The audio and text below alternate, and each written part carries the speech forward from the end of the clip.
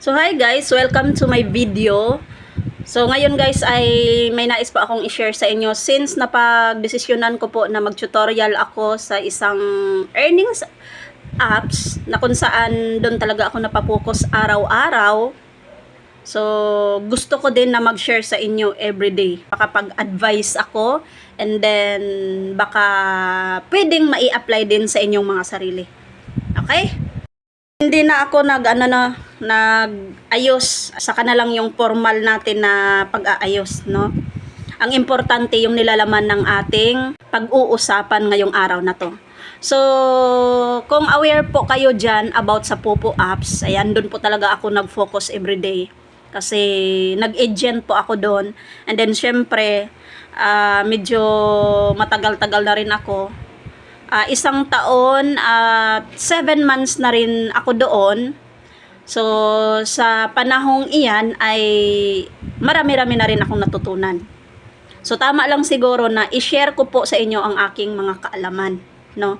So, ito si Popo kasi guys, ay sasabihin ko sa inyo ay para din siyang semi-casino na rin, no? Kasi andito din yung magsugal ka. Pero hindi naman obligado yon, nasa iyo yon. Kasi kung gusto mo lang ay yung walang ilabas ng pera, pwede naman, tasking lang ang gagawin mo. Pero sa pagsusugal kasi, sa paglalaro, sugal na rin yon, laro. Nag-invest tayo ng pera. Baga, bibili kasi tayong coins para tayo ay makapaglaro sa pamamagitan ng pera. Kung hindi ka maglabas ng pera, ay hindi ka makapaglaro, gano'n no. So, sugal na rin. Kasi pera ang involved no. So, dito sa apps na to, pag ma-addict ka talaga, mahirap. Yes, mahirap. Totoo yan. Dahil naumpisahan ko na po ang pagbablog dito sa apps na to, ma-share ko na po sa inyo lahat-lahat yung mga na-experience ko. Ayan. Yung mga good na nangyayari at mga hindi magandang nangyayari, no? Mga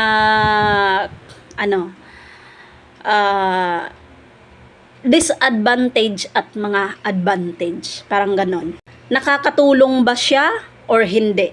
Mapag-usapan natin 'yan. Unti-untiin lang natin, no? Araw-araw lang tayo siguro gagawa ng video at nang sa ganon ay maunawaan natin. Okay, so ngayon, ang nais ko lang naman na i-share sa inyo ay yung about sa paglalaro. Ang lahat kasi ng platform guys, sasabihin ko sa inyo ay naka-system na po yan. Oo, naka-system. So kapag sabihin natin na ngayong araw na to ay magandang bigayan, yun ay kung malalaman ninyo. Maganda yun, nabigayan, mananalo kayo. Kumbaga, nakabahagi kayo ng pamimigay. No? Ganun yon. Pero pag hindi nyo malalaman, laro lang kayo ng laro everyday kung kailan nyo gusto, kung anong oras nyo gusto maglaro, ganun. Para sa akin, maaring nagsayang tayo ng panahon, nagsayang tayo ng pera, ganun. Diretsahan na tayo, no? Sabihin na nating magbaka sakali lang tayo. So, sa words na yan na magbaka sakali, dalawa lang pupuntahan yan. Either manalo ka or matalo. No? Ganon yun. So, i-advise ko dito guys na mas maganda kung maglalaro kayo ng isang platform or ano man yan, mga online sugal ba yan, ganyan guys. Maganda aralin nyo muna. Yes po, aralin nyo. Kasi ako dito sa Popo apps na to guys, sa 1 year and 7 months ko, ang kinagiliwan ko kasing laruin dito is Ocean Hunt. Naaral ko po talaga siya, naaral ko. Alam ko kung kailan siya mamimigay. Alam ko kung magbibigay ba siya or hindi. Alam ko kung makabigwin ako or hindi. Not all naman na tama yung instinct ko. Pero madalas. Dahil nga po, naaral ko talaga siya. Sa araw-araw ko pa namang halos naglalaro, naaral ko talaga. So, ganun po yun ha. Kaya ay advice ko na kung may kinahiligan kayong laruin dyan, kahit anong klaseng platform pa man yan, aralin nyo po. Kasi kung hindi nyo po maaral, puro baka sakali lang ang gusto nyo,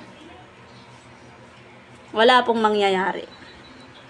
Matatalo lang kayo ng matatalo at ang mangyari, addiction. Yes po, maa-addict po kayo. Ganun po yun. Ha? So, yun lang. Thank you for watching. Yun lang yung nais kong iparating. Bye-bye. See you on my next vlog po.